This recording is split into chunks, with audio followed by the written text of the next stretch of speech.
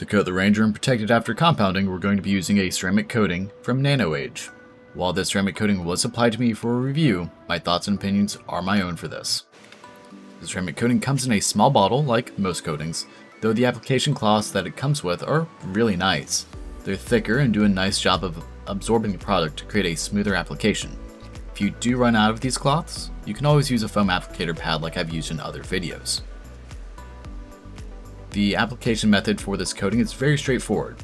You wrap your cloth around the foam applicator pad, apply 4 to 6 drops of coating to the pad, and begin applying to the surface. You'll want to use a crosshatch pattern to ensure you get full and complete coverage. A crosshatch pattern is simply going vertical and then horizontal, leaving no space untouched by the coating. You'll notice as I apply the coating that you can see the wet spots of the ceramic coating. I wasn't sure if this would show up on camera, and I'm glad that it does. You want every bit of the panel you're coating to have an even and uniform wetness to it. If you leave any dry spots, they will dry as a low spot in the coating, and it will be both visible and able to be felt by your hand. 4 to 6 drops of Nano ceramic coating will do about half of a door panel on the first application. As your pad becomes more saturated with product, it will require fewer and fewer drops.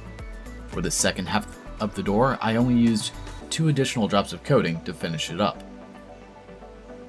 You don't want to wait more than a couple of minutes to buff the coating off, as once it begins to set up, it can't be buffed off easily and could dry to a terrible and tacky finish. This is common with every ceramic coating, though the dry times do fluctuate from coating to coating. I've noticed that Nano coating gives us about 3 to 5 minutes, depending on temperature, to buff off without any issue. One other small note is make sure you're applying the coating on a low humidity day. I'd say less than 50% humidity, as it can cause it to cloud up some. Also ensure that the coating won't get wet for at least 6 hours, though ideally 24 hours would be best. Once the coating is applied to the full surface, we will buff off the excess product. This is done by first wiping away any excess in one direction, then coming back and using small circular motions to even out the product. You'll want to look at the surface at different angles to ensure you don't have any high spots, which will look like oil sheens. Once the surface is uniform and clear, you're done with your coating and buffing it off.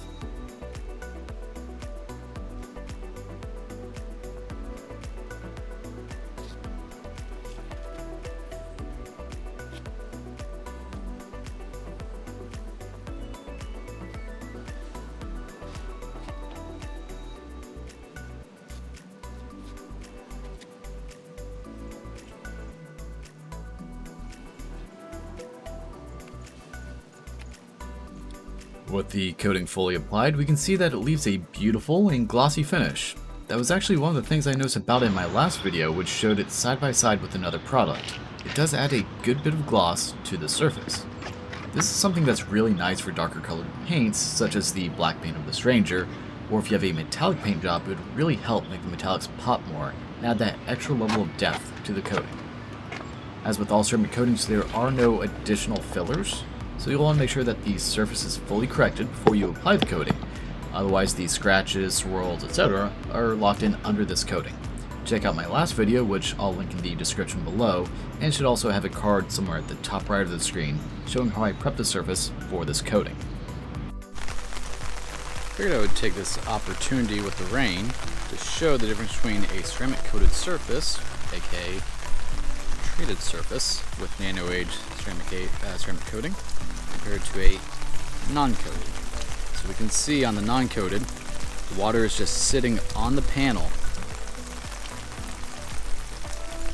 It doesn't really beat up, doesn't move. Over here to our coated surface, as the water hits it, and keep in mind though the rain is just kind of falling and gently hitting it. It's not a large amount of water.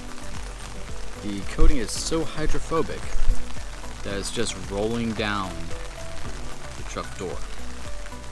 So we back up a little bit. This section of the truck where it's not coated, you can see it's just sticking to it.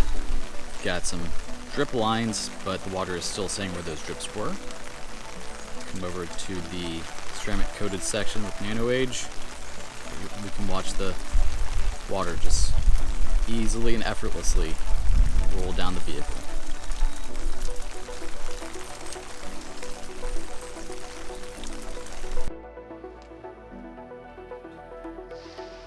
So, why should you consider ceramic coating your vehicle? Well, let's take the infomercial approach and show the iconic hydrophobic properties that are offered with such a coating.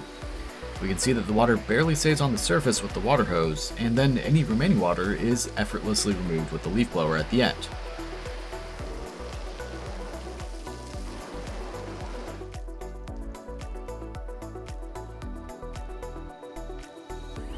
If you have any questions, let me know in the comment section down below, and as always, if you like the content I'm putting out, make sure to like, comment, subscribe, and don't forget to hit the notification bell to stay up to date with new content as it comes out.